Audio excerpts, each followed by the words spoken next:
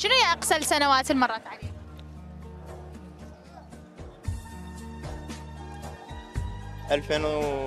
2019.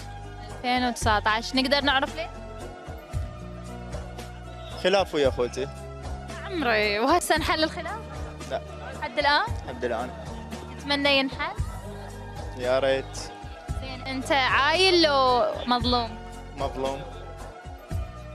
زين تقدر تقدم لهم شل على هذا الشيء. عيونك غور. إيه. ان شاء الله يا ربي تنحل مشكلتك. ان شاء الله يا رب. اكو كلمة او رسالة توجهها لاخوتك بلكت ينصلح الحال بما انه هذه فرصة صارت؟ رسالتي اوصلها لهم انه لحد هم كلهم اكبر مني، انا اصغرهم. اقول لهم انا ما اذيتكم، بس انتم هواي جرحتوني واذيتوني. الله يسلمك. حاول تصلح بينك. انت تبدي احنا الصغار شوية مظلومين، حتى لو ينعال علينا لازم احنا نصالح. الله يسامحهم. ما راح تصالحهم؟ لا. ولا هم؟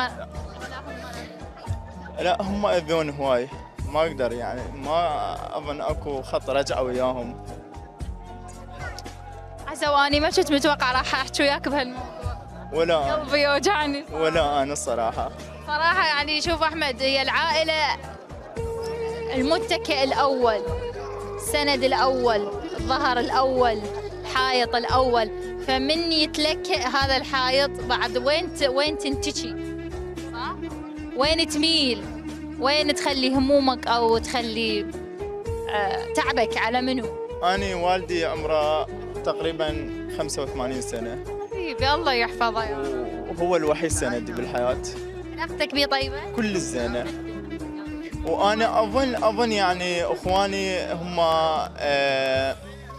يعني حاربوني بين قوسين بسبب علاقتي كل الزينة ويا الوالد.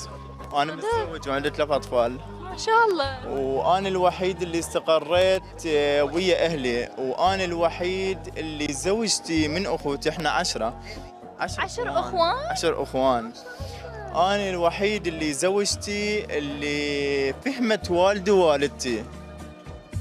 أنا عندي بيت وحدي بس ما ساكن به، ما عايف أمو أبويا.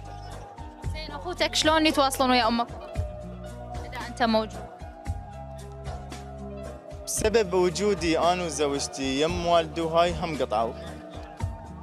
أنا آسفة، يا ريتني ما حكيت من البداية، كلش أعتذر. بس أنا ما صورت هم أدخل بهيك موضوع. أنا آسفة. لا. يا ربي تنصلح الأحوال. آمين. ويجعل هذه الصدفة الغير متفق عليها هي باب جديد، يجعل إن شاء الله هذه نهاية السنة وإحنا مقبلين على سنة جديدة، يا رب يجعلها باب خير بيناتكم. آمين. ومثل ما نقول هدنة، وعلى قولة أمي تقول يطبكم الرحمن إن شاء الله، يطبكم بالخير وبالبركة ويهدي النفوس. وما أعرف أول مرة ما أعرف أعبر. الحمد لله.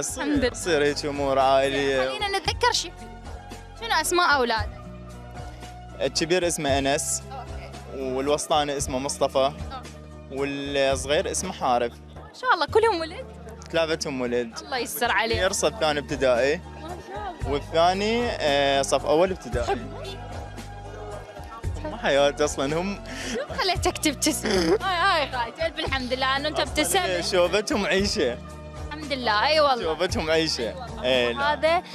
هذا الظن ماكو اعز من عندي. اكيد اكيد الحمد لله. ويفرحك بيهم. الله يسلمك.